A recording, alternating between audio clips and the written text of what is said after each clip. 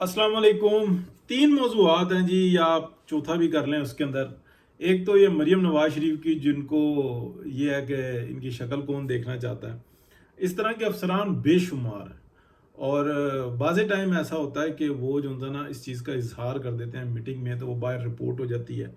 Otherwise अपने office में अपने जो उनका पर्सनल स्टाफ होता है उसके सामने तो अन्य वाह जो है ना गालियाँ देते हैं। और गालियाँ देने का जो के पीछे जो वजूहत होती है वो मैं आपको बयान करूँगा। दूसरा, इस वक्त में बेहद ज़रूरी हो गया है कि तनकीद अपनी जगह पे रखें। अफवाज पाकिस्तान का सियासत में मुदाखलत, उनके कारोबार के अंदर तवज्जो, इसके ऊपर तनकीद ज़रूर रखें, लेकिन ये बिल्कुल ऐसी ही बात है कि जैसे एक घर के अंदर मसाइल होते हैं, उनको जो इंसाना तनकीद के ज़रिए हल किया जाता है, और मीडिया पे, सोशल मीडिया पे उन बातों को किया जाता है ताकि इसकी इस्लाह हो। इस मामले के अंदर गौर करें, और अफवाज पाकिस्तान ने पिछले 70 साल के अंदर जो गलतियां की, लेकिन पिछले 5-7 साल के अंदर ये ज़रूर सीखा कि जो ये सीखा है कि ये जो हमने किया है ना, ये गंद है। हमारे मफादात रहे या जो भी वजूहत रहे, मफादात के लिए हम कदम उठाते थे, दुश्मन वो हमें इस्तेमाल कर रहा था, तो ये बात उन्होंने सीखी है। लिहाजा हमने तनकीद के ऊपर रिस्पॉन्स नहीं करना, ये बहुत अच्छी बात है। तो अन्य आवाज उनसे ना तनकीद हो रही होती है, वो रिस्पॉन्स नहीं करते। हाँ, जब बहुत सारे मामला जो है ना वो दुश्मन ऑपरेट कर रहा हो और बेपना ऑपरेट कर रहा हो, और वो बाकायदा ग्राउंड पर नज़र आ रहे हैं उसके असरात, तो उसके ऊपर वो रिस्पॉन्स करना बनता है, और वो होना भी चाहिए। तो प्लस जो इंसान के मियाँ मोहम्मद नवाज शरीफ जो खामोश हैं, उस खामोशी के पीछे बहुत सारी वजूहत नज़र आ रही हैं इस वक्त में। जो कानून साजी और जो दीगर मामलात हैं उसके ऊपर जो है ना जो कुछ हो रहा है, उसमें मियाँ मोहम्मद नवाज शरीफ थोड़े से जो है ना मोहतात और पीछे नज़र आते हैं। उसकी क्या वजूहत हैं?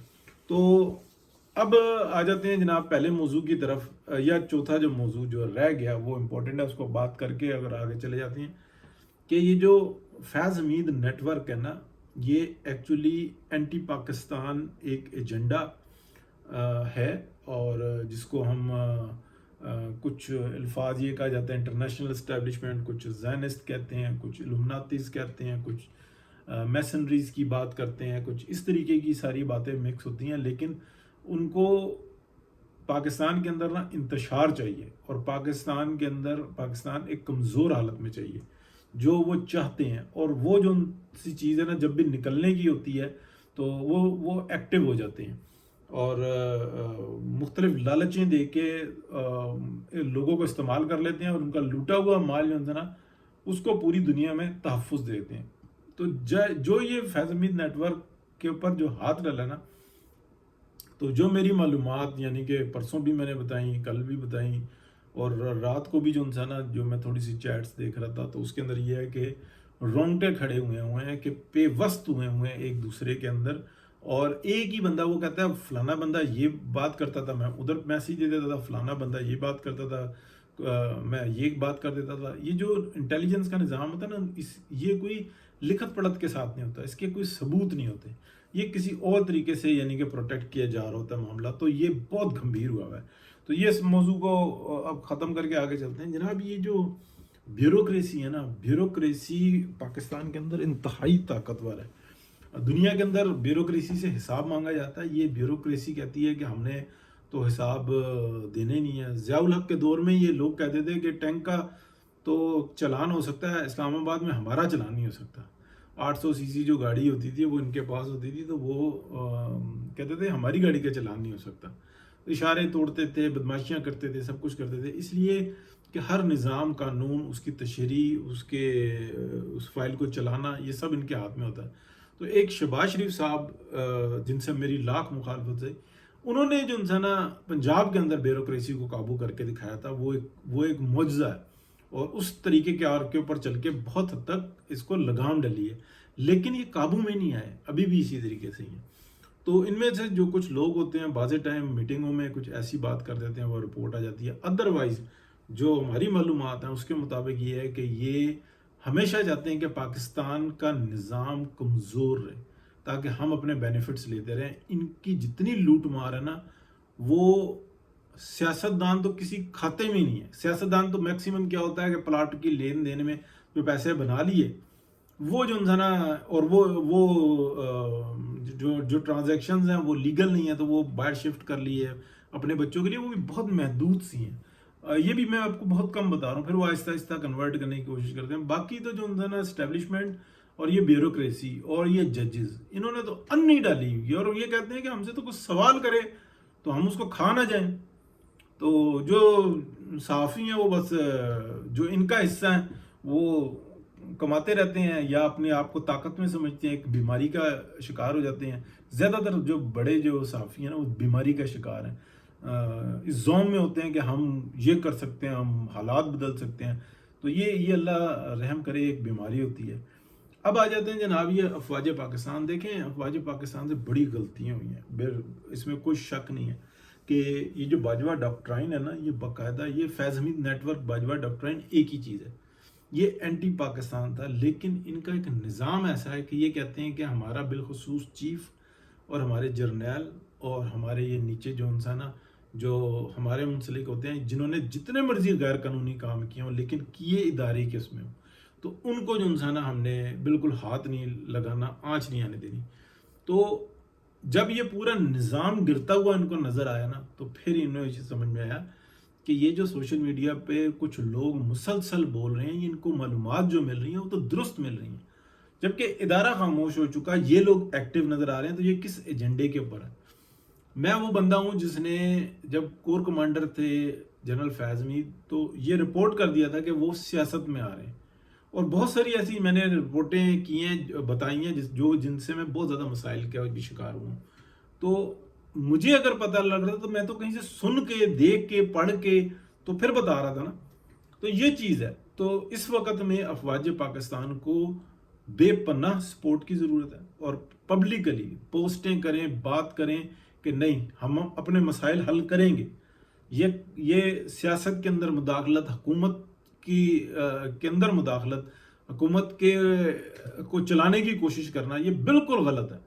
लेकिन इस वक्त में क्योंकि दुश्मन खुल के सामने आया, तो हमें भी खुल के जो है ना जवाब देना होगा, और फाइटिंग के लिए जो है ना जो एक्शन ग्रुप है वो हमारी अफवाज पाकिस्तानी है, तो उनको जो है ना अपना काम जो है ना वो करें, उसके अंदर पूरी मजबूती देनी चाहिए। अब मैं जो आखिरी जो बात करने लगा हूँ ना, वो है मियाँ मोहम्मद नवाज शरीफ की खामोशी। देखें, ये जो पाकिस्तान के अंदर दहशत गर्दी का दौर चला है ना, इसमें कुछ ऐसा हुआ कि मियाँ मोहम्मद नवाज शरीफ से पिछले दिनों में मुसलसल राब्ते रहते हैं, लेकिन ये कहा गया कि आप जो है ना ये जो सी पैक के मामला आते हैं इसके अंदर आप गाइडेंस दें, ये करें, वो करें। मियाँ साहब ने कुछ इनकार किया, उन्होंने कहा जी आप जैसे कर रहे हैं ना, पार्टी मांगी वो दे दी, भाई मांगा वो दे दिया, मतलब खुद से कहा कि जी ठीक है वज़ीर आला, कि अगर यानी कि वज़ीर आज़म मियाँ मोहम्मद नवाज शरीफ बनते तो मरीम नवाज शरीफ उनके साथ उनके ऑफिस में होती, ये तयशुदा था, जिसके 90% चांस थे। और ये था कि अगर ना हो सकी तो मतलब फिर पंजाब में अगर वाज़ेह अक्सरियत होती है तो फिर मरीम नवाज वहाँ पे आ जाएंगी। तो ऐसा ही फिर हुआ। इस्टेब्लिशमेंट को एक जी हजूरी वाला बंदा चाहिए था, वो उन्होंने वहाँ पे ले लिया। एक वज़ीर आला वज़ीर दाखिला चाहिए था जी हजूरी वाला, वो वहाँ पे मौजूद है।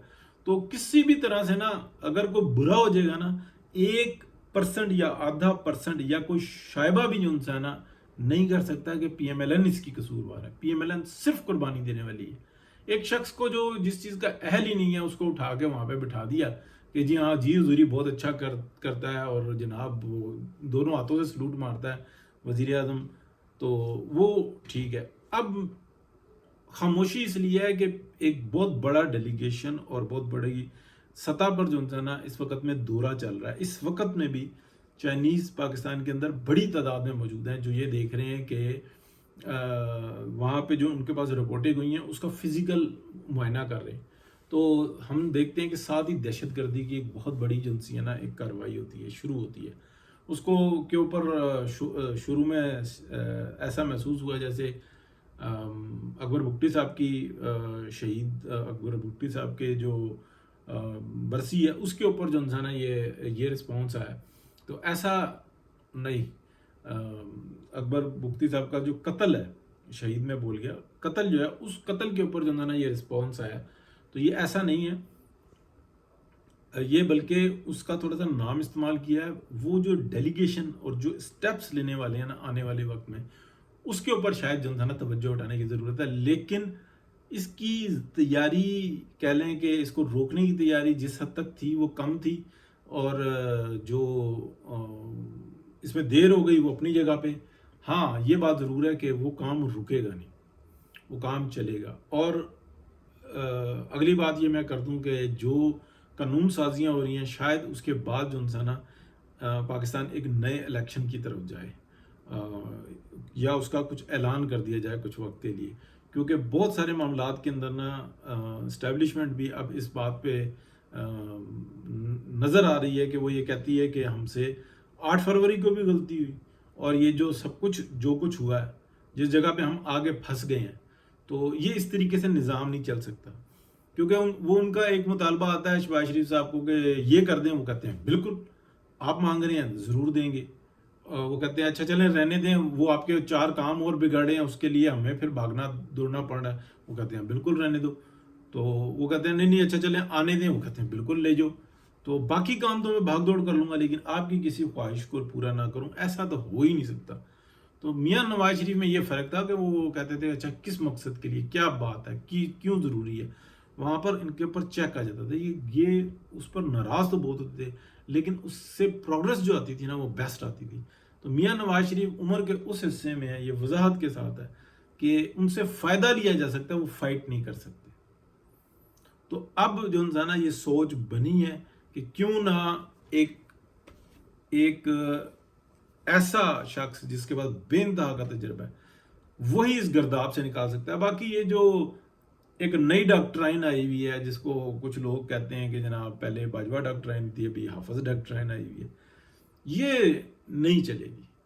اکانومی نہیں سنبھلے گی، اور اکانومی جو ہے نا وہ چلانے کی صلاحیت افواج پاکستان میں ہے ہی نہیں.